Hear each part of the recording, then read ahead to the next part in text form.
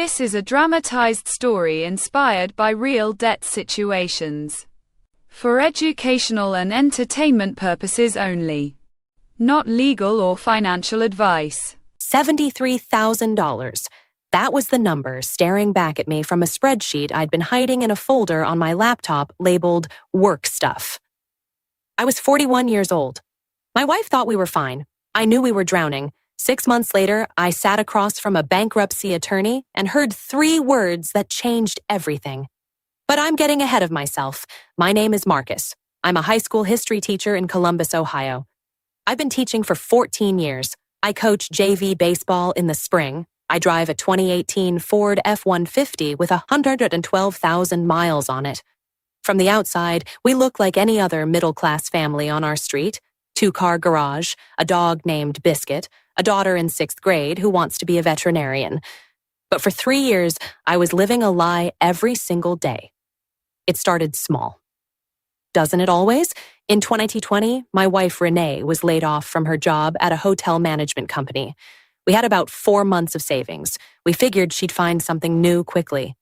She's smart. She's experienced. It would be fine. It wasn't fine. It took 11 months before she found stable work again. 11 months of 2 people living on a teacher's salary in a house with a $1,640 mortgage. I put groceries on the Visa. I put the car insurance on the MasterCard. I told myself I'd pay it off when things got better. That's what everyone tells themselves, isn't it?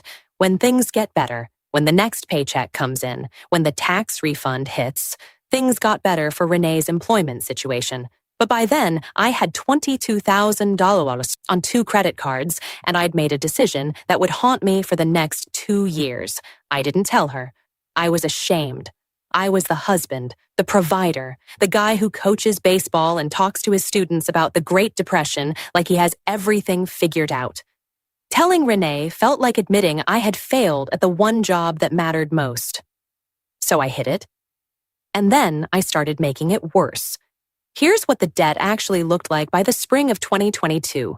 The Chase Visa, $18,400. The Capital One MasterCard, $14,200. A Best Buy credit card I'd opened during Christmas 2019 to buy Renee a laptop and our daughter a tablet, $300. A personal loan I'd taken from a local credit union in 2021 trying to consolidate, $2,500, still owed $9,800 on it. And then the kicker. I had a second Visa I'd opened without telling Renee, a balance transfer card I thought would solve everything. Balance on that card, $7,600. Total, $7,300 on a teacher's salary of $56,400 a year, bringing home roughly $3,900 a month after taxes and insurance and my pension contribution. Our mortgage was $1,640, utilities, groceries, gas, car insurance, another $100 and $200. My truck payment was $487. That left me with approximately $573 a month.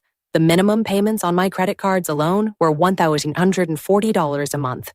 Do that math, I dare you. Every month, I was $1,267 short before Renee's income was factored in, and I couldn't use Renee's income to cover it without her seeing the statements. So I floated, I juggled, I paid the minimums on whichever cards were screaming the loudest, and I let the others slide for a month, sometimes 2. The call started in January of 2022. At first, it was just voicemails. A number I didn't recognize, a robotic voice saying, "This is an important message regarding your account." I deleted them, all of them. Then they started calling my cell phone at 7 in the morning, then at 8:30 at night. I'd be sitting at dinner with Renee and our daughter, and my phone would buzz, and I'd glance at it, and my stomach would drop. Unknown number. I'd silence it and say it was a spam call. I became an expert liar, and I hated myself for it. There's a specific kind of exhaustion that comes from carrying a secret that big. It's not just the financial stress, though that's brutal on its own. It's the cognitive load of maintaining the lie. Every conversation with Renee about money required me to do a mental calculation. What does she know? What can I safely say? What do I need to redirect? I stopped sleeping through the night. I started waking up at 3 a.m. staring at the ceiling. I lost 12 pounds in 4 months. My doctor asked if I was under stress. I laughed. I said, "Just work stuff." At school, my students noticed. I'd always been the teacher who had energy, who cracked jokes during lectures, who stayed after to help kids with their essays. That winter, I was distracted and flat. A student actually wrote in an anonymous class survey, "Mr. M seems sad lately. Hope he's okay." I found that note in my files a year later and cried for 20 minutes. I made every wrong move you can make with debt. Every single one. Mistake number 1. The balance transfer trap. In late 2020, when I had about $22,000 in debt, I found a credit card offering 0% interest for 15 months on balance transfers. Oh, I thought I was being smart. I transferred $18,000 onto that card, paid a 3% transfer fee, $540 gone immediately, and told myself I'd pay it all off in 15 months. I paid the minimums. At month 16, the interest rate jumped to 24. 99% on the remaining $15,200. I'd made things worse. Mistake number 2, the personal loan that didn't consolidate anything. In March of 2021, I walked into my credit union and borrowed $12,500 at 11% interest to pay off my highest interest cards. I paid off 2 cards. Then I used one of those cards again within 4 months because I needed new tires and the HVAC system needed a repair, and I told myself it was an emergency. Which it was, but I'd just undone the only smart financial move I'd made. Mistake number 3, the payday loan. I know. In September of 2021, I was $600 short on the mortgage payment. The timing was bad. My paycheck wasn't coming for another 9 days, and I was terrified of a late payment showing up. So I walked into one of those places with the neon signs and borrowed $700. 2 weeks later, I owed $875. I rolled it over once, then again. In 6 weeks, I'd paid $340 in fees on a $700 loan. I finally escaped it by raiding my daughter's birthday money jar, $200 she'd been saving from relatives, and told myself I'd replace it. I did, eventually, but I still think about that moment. Mistake number 4, the 401k withdrawal. In January of 2022, when the collection calls started getting aggressive, I made the decision that a bankruptcy attorney would later tell me was the most expensive thing I did. I withdrew $8,000 from my teacher's retirement account. Not a loan, a full withdrawal. I was fully vested, but still years from retirement age, so I paid a 10% early withdrawal penalty plus income taxes on the full amount. When tax season came, that $8,000 withdrawal cost me an additional $3,100 in taxes and penalties. I essentially paid $3,100 for the privilege of using my own money. And because I was already exhausted and ashamed, I didn't even use the $8,000 strategically. I just threw it at the accounts that were in collections, which temporarily quieted those calls and kept making minimum payments on the others. By February of 2022, my FICO score had dropped to 541. I'd gone from the mid-600s 2 years earlier to subprime territory. I didn't know exactly what that number meant at the time, but I knew it felt like a verdict. The breaking point came on a Tuesday night in March. Renee was doing laundry. I'd been careless. I'd left a piece of mail on top of the dryer, a collection notice from a debt collection agency for the Capital One account. I'd meant to grab it, but I'd gotten home late from a baseball practice and completely forgot. She came upstairs while I was grading papers. She stood in the doorway holding the letter. She didn't yell. That almost made it worse. She just looked at me and said, "Marcus, what is this?" I started to do what I'd done 100 times before. Construct a deflection, a minimization, a partial truth dressed up like the whole story. And then I just stopped. I put down my red pen and I told her everything, all of it, every card, every number, every lie, the payday loan, the 401k withdrawal, the secret visa, the $7,100. She sat down on the edge of our bed and was quiet for a long time. Then she said, "How long have you been carrying this by yourself?" 2.5 years, I told her. She cried. I cried. It was the worst conversation of our marriage. And somehow, it was also the moment things started to get better. The next morning, Renee did what I never did. She started researching. Within 2 days, she had a list of 3 options she thought we should look into seriously. A non-profit credit counseling agency, a debt settlement company, and a bankruptcy attorney. She'd also printed out something she found online, a plain language breakdown of Chapter 7 bankruptcy versus Chapter 13 bankruptcy, and how each one works for people in our situation. We sat at the kitchen table on a Saturday morning, our daughter was at her grandmother's, and we went through our actual numbers together for the first time. It was the most uncomfortable 2 hours of my life, but also the most honest. Renee suggested we start with a free consultation at a nonprofit credit counseling agency. She'd found one affiliated with the National Foundation for Credit Counseling. No sales pressure, no fee for the initial call. Just someone who would look at our income and our debts and tell us what options actually existed. We made the appointment for the following Thursday. The counselor, a woman named Patricia, who had the kind of steady calm that only comes from having these conversations several thousand times, spent 90 minutes with us on a video call. She asked us to pull up every account, every balance, every interest rate, every minimum payment. She listened without judgment, and then she laid out our options clearly.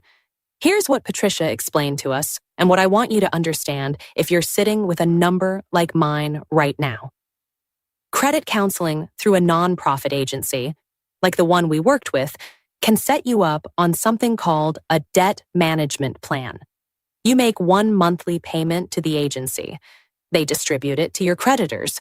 They negotiate reduced interest rates on your behalf, sometimes significantly reduced. The trade-off is that you close your credit card accounts, which does affect your credit score temporarily.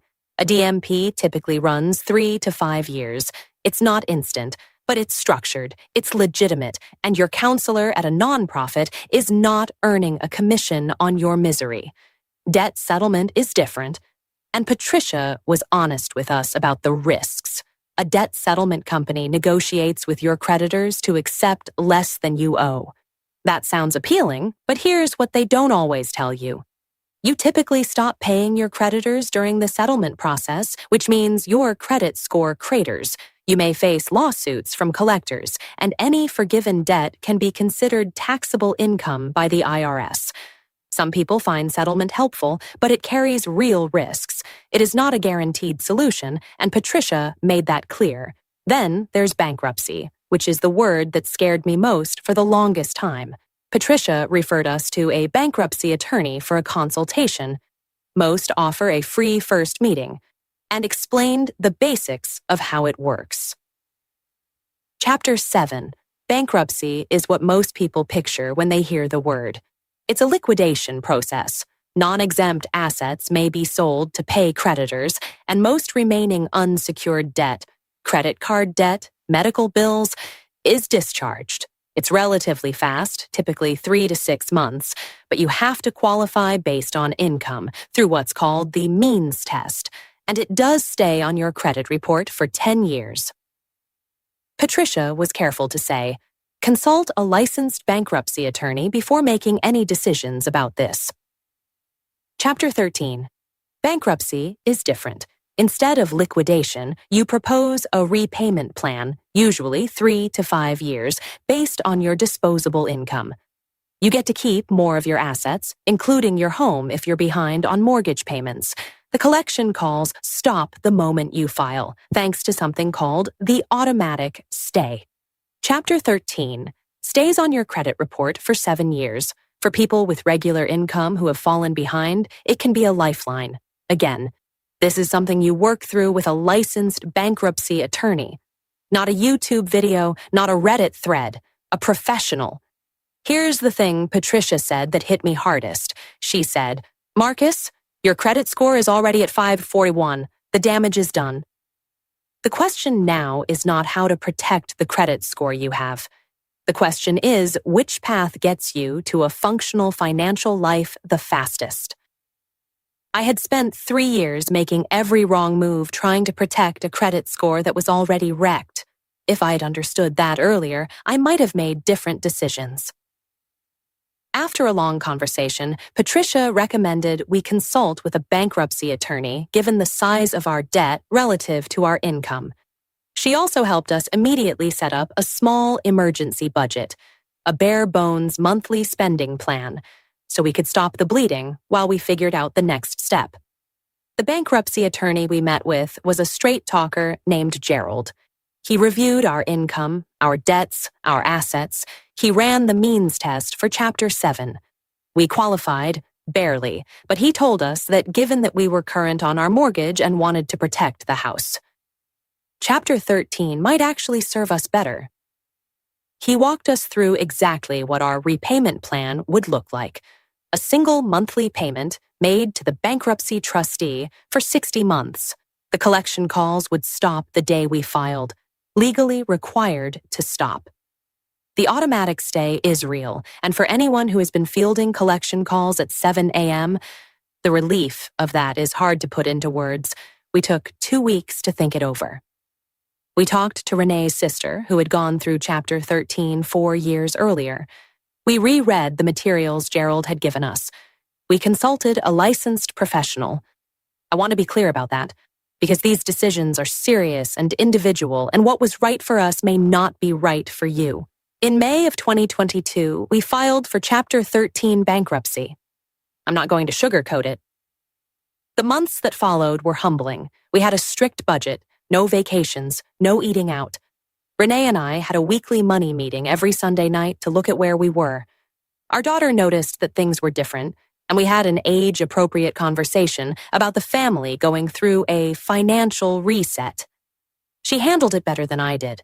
My credit score, which had already been at 541, dropped further immediately after filing.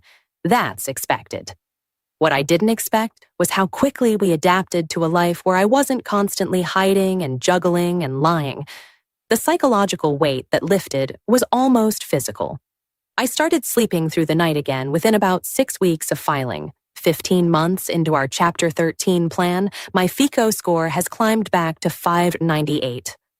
It's not great, but it's moving in the right direction, and it's real. It's not a number I'm hiding from. I'm still teaching. I'm still coaching JV baseball. Biscuit is still loud and ridiculous. My daughter still wants to be a veterinarian. We have 45 months left on our repayment plan. That sounds like a long time, but I know exactly what the number is. I know exactly where we're going. And for the first time in 3 years, Renee and I are on the same team. If you're sitting on a number you haven't told anyone yet, maybe it's $30,000, maybe it's $80,000, maybe it's somewhere in the middle, I want you to hear this. The number doesn't get smaller by being hidden. It only gets heavier.